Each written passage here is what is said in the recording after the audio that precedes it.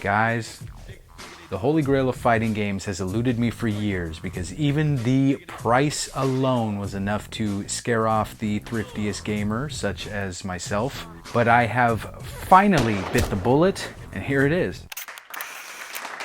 Now, I've played this one as I have rented it a few times upon release, but that was over 15 years ago, and that's the last time I played it until now. And because of that, this is probably one of the most entertaining reviews I've ever had the pleasure to do, because honestly, I just didn't want to stop playing it. So without further ado, let's get into this one right here, right now. This is Def Jam, Fight for New York.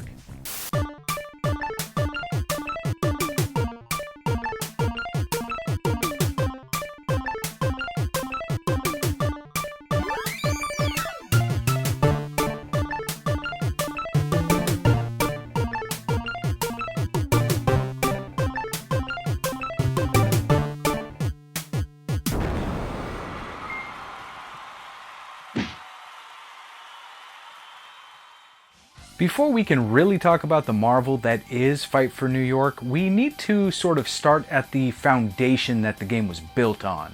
It all started with a development company by the name of Sin Sofia. Oh, wait, that doesn't ring a bell. Well, they were once known as the Aki Corporation. But before that, even, they were the Manfrees. And under that interesting choice of identity, they created the first virtual pro wrestling title for the Sony PlayStation in 1996, which was a Japanese exclusive until hitting the US market in 1997 as WCW vs. The World.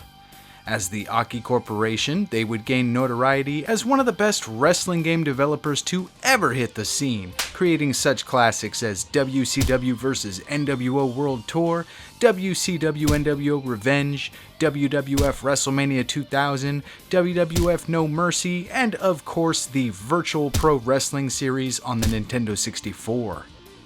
With that many great titles under their belt, some of the most successful and beloved in the genre to this day, it's quite bizarre that they would disappear from the scene for a few years. The WWF were now creating more games than ever, with exclusive titles hitting the PlayStation 2, Xbox, and GameCube respectively. Not to mention WCW had released their own video games a little before this time as well, so why was such a great resource not utilized any longer? After the mediocre performance by WCW Mayhem and the flat-out failure of WCW Backstage Assault, EA wanted to make sure that their next wrestling venture would fare differently, and as the next generation of consoles was approaching, they enlisted the services of Aki Corporation to begin work on WCW Mayhem 2 for the PlayStation 2. What happened next? Well, WWF came in and bought WCW, and well, they shut down the entire operation. But EA and Aki moved on, determined to finish this project, and in doing so they moved it into a different direction.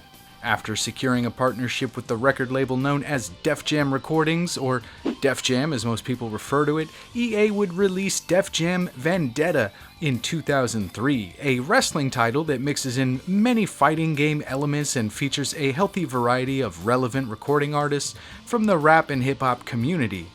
If you're familiar with the game, you won't need me to tell you it was pretty good.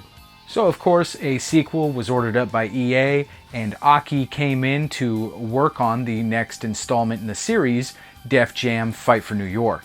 Released for the PlayStation 2, Nintendo GameCube, and Xbox on September 21st, 2004. Now let's start with the game's opening sequence. Here we see the cast of fighters getting ready for all-out war. I mean, this is serious. Guys are training to fight, grabbing weapons. Exhibit even stops an episode of Pimp My Ride to join the festivities. Check this out. Guys are patiently waiting for the subway, breaking bottles, and taking to the streets for an epic showdown of disastrous proportions. And if that wasn't enough to get you hyped, it's followed by footage of gameplay showing off the game's many offerings, innovative fighting elements, and different stages. Aki has always killed it with intros, and of course this is no exception. The roster here is exceptionally superb, supreme even, with nearly 70 fighters to choose from. Now many of these are locked upon initial boot, but we'll get more into that later. We see many characters return from Vendetta in addition to some newcomers. We get the likes of Busta Rhymes, Fat Joe, Flavor Flav, Ghostface Killah, Ice-T, Ludacris, Mac 10, Method Man, Prodigy, Redman, Slick Rick, Snoop Dogg, Warren G, Dub C, Exhibit, and of course, one of my favorites, Scarface. And that's just scratching the surface. We also see some inclusions here that aren't known for being top-notch hip-hop artists, like Carmen Electra, Danny freaking Trejo, not gonna lie, was way hyped about that, Henry Rollins, and if that wasn't enough, we see the return of fictional characters here in Fight for New York, because the more the merrier, and they did add to the game's story mode, which we'll touch on shortly. A few Vendetta inclusions that don't return here are Funkmaster Flex and Keith Murray, which doesn't sting too badly, but no DMX? Ouch!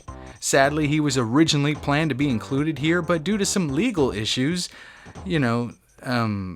posing as an FBI agent in an airport while being in possession of crack cocaine. Def Jam didn't like that. So ultimately, he was removed during development. I should also mention that a few of these characters go by alternate names here, so Method Man is known as Blaze, Redman is Doc, Fat Joe is Crack, and Snoop Dogg is Crow. That's the only one I don't get. These other ones are all pretty well-known nicknames, but I've never heard Snoop referred to as Crow outside of this game, so I guess that one was just for the sake of the storyline here, I guess. I remember when he was Bones. Why wouldn't they just have made him Bones? Bones was cool. Once you've made a selection, it's time to fight, but not before a few words from the combatants. You in some serious trouble now. Straight to the ground. That's where you going. These range anywhere from funny, Hey, yo, like this, like that, like this, and like that, and like this, yeah. to outright hurtful. I hope you ready. I'm about to smack the crap out you like your mama used to do, punk. It would have been nice to see some sort of short entrance for each character, maybe having them come through the crowd or something, but hey, these little pre-match taunts are something, and that's definitely better than nothing. At least most of the time, that's true. Now, if you're playing this title for gameplay, you're in for a treat. We've discussed the fact that the Aki grappling engine is used here, which has such a prestigious history at this point, but we haven't yet touched on how it's changed. While previous titles by this developer focus on a wrestling-first philosophy, Fight for New York shifts to a heavier emphasis on fighting in general, whether it be brawling, wrestling, martial arts, submission. The focus here is broader, which really makes for a quicker pace, more diversity, and an even more user-friendly control scheme. Here on the Xbox version, you'll punch with Y, kick with X, grapple with A, and run with B. R is used to block, while L is used as a modifier. Aki's basic fundamentals are here, meaning if you want to perform a standard grapple move, you'd initiate a tie-up with A, then press either Y or X with any directional button to perform a move. Holding L while initiating a tie-up will place your fighter into a strong grapple, unlocking an even more powerful arsenal of moves. Pressing the A button while in a grapple will shove your opponent, which could lead to him or her ending up against a wall, crowd, or other environmental structure. This opens up even more moves to your disposal, like here how this lovely member of the audience assists me in bashing my opponent's brains in. There are also running strikes and grapples, and in matches that feature rings, it's also possible to send your opponent flying off the ropes. Holding the block button comes in handy for strike attacks, but to counter grapples, you'll need to time your button press at the right moment to successfully turn the tides on your opponent. Again, this all feels very familiar if you've played the previous versions of this engine. And that brings us to the Blaze moves. These are the game's finishing or special moves that are absolutely over the top and ridiculous. In a good way, of course.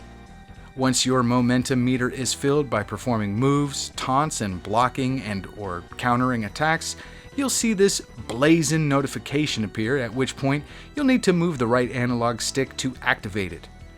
This will put you in a state at which your fighter can perform his or her blaze move by initiating a grapple and tapping the right control stick once again. These moves are extremely powerful and are very capable of leading to a KO'd opponent.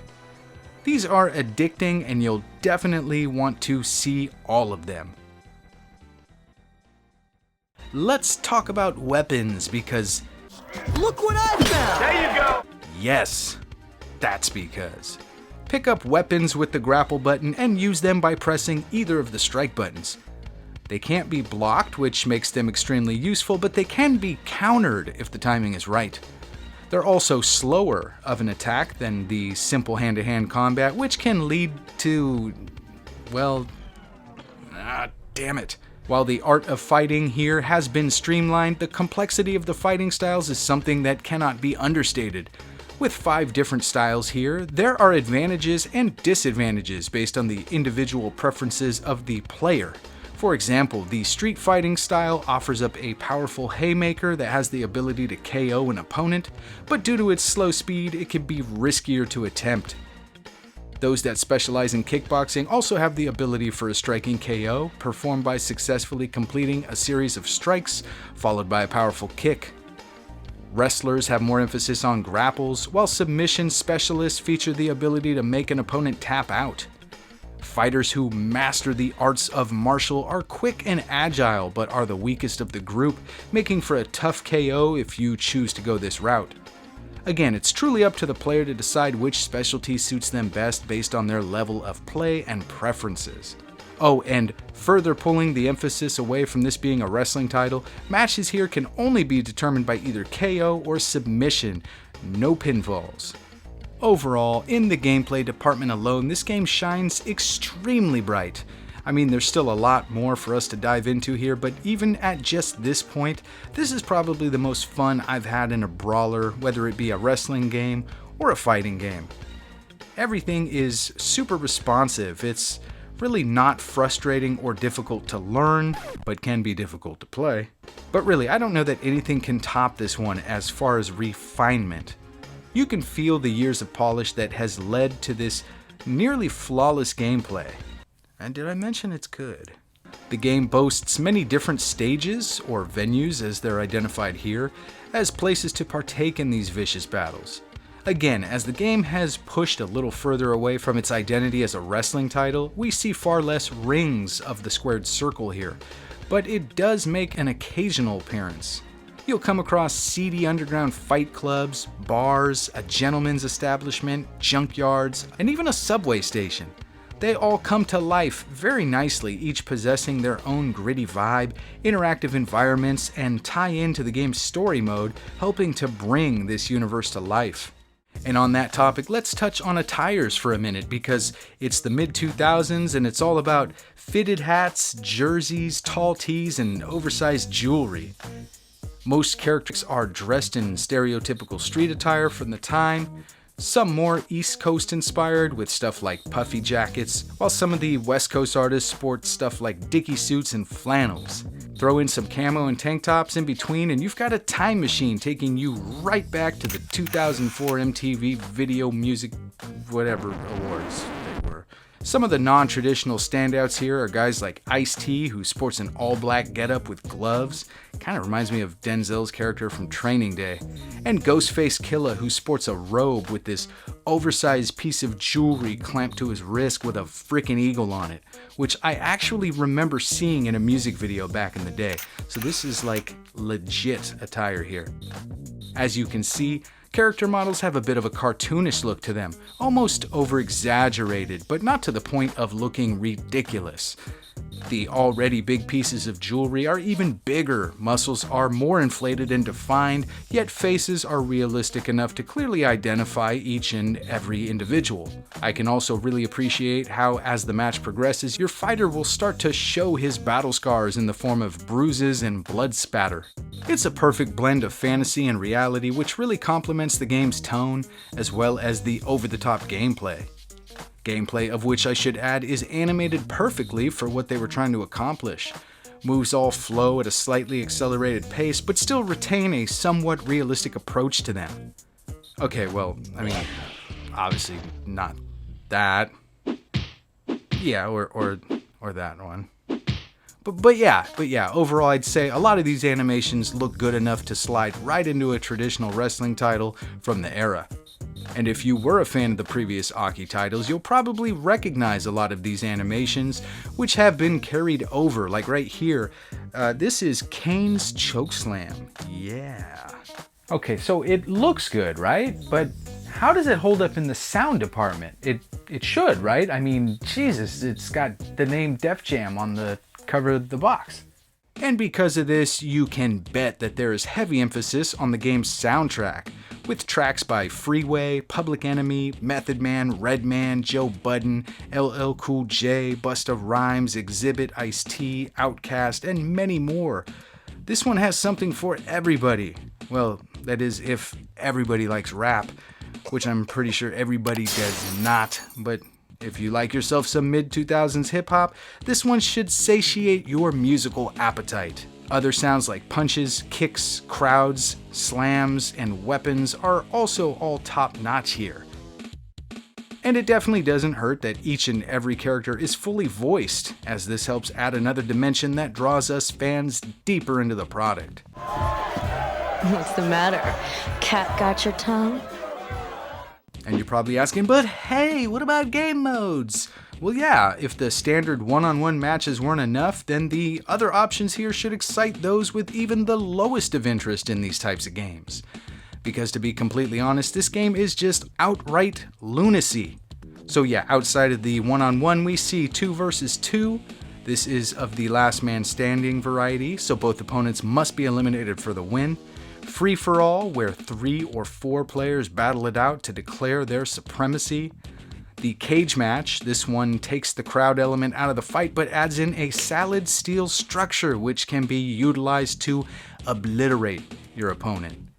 The ring out match takes place within a series of wooden barriers that can be destroyed, eventually resulting in the ability to throw an opponent out of the fighting zone, resulting in a ring out. However, this one can also be won by KO. Inferno match. Wait, hold on. Wait, what? Oh yeah, Inferno match. This battle takes place in a burning building where fire is the enemy and debris falling from the crumbling structure can quickly become the perfect weapon. Demolition match is kind of like a mix between the parking lot brawl from the SmackDown series and that bonus stage from Street Fighter 2, you know, the one where you beat up the car. Not only are you trying to beat the hell out of your opponent, but also his car. At least I think it's his. So that's your... The first to completely destroy the other guy's whip is declared the winner. Or you could just leave his car alone and win by KO, but I mean, what's the fun in that? Now, if that's not enough, there's the subway match. No. The subway, yes, that one. Duke it out by the terminal as trains go racing by. Here you can again win by KO if you'd like, or you can throw your opponent into the oncoming train for an instant win. Window match. Yes, that's the name of it. Guys, I'm not making this stuff up. You throw your opponent out of a window of a skyscraper to win. On top of all these wild festivities, we get 3 different sets of rules which can be applied to match types. Standard rules, which pretty much means there are no rules.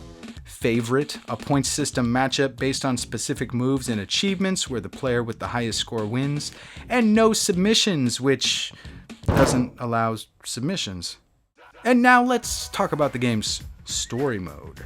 This one picks right up where Vendetta left off, with the antagonist from the first installment being arrested following the events that took place. The character that will ultimately be designed and controlled by the player is responsible for freeing D-Mob, at which point you're taken under the wing of the New York crime boss as one of his new associates.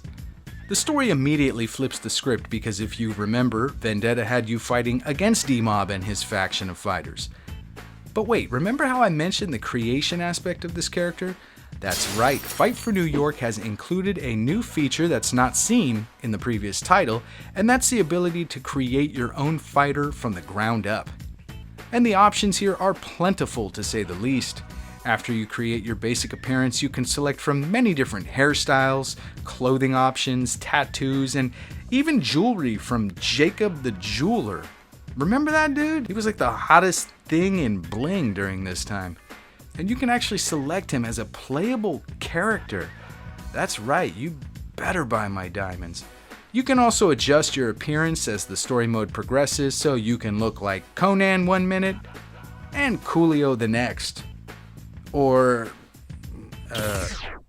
yeah, well, there are plenty of options here. And if you're one of the half dozen people out there that have zero interest in creating a character from scratch, you can select from a handful of pre-made fighters, but don't do it. Seriously, I mean, embrace your creativity, guys. Along the way, you'll want to keep your trusty T-Mobile sidekick close, as friends and foes will hit you on the hip to encourage you, provoke you, and shop owners will even let you know when new items arrive. Oh, and I can't neglect to mention your trainer is Henry Rollins. Here you can upgrade your attributes and learn new tricks of the trade, including additional blaze moves, which can be added to your arsenal with the option to assign 4 unique moves at a time. You'll also earn cash along the way, which can be used to purchase new appearance items, as well as points, which are required for unlocking the game's full roster and venue selection. There are also some cheats that grant the player points, but they can only be used once and aren't enough to unlock everyone.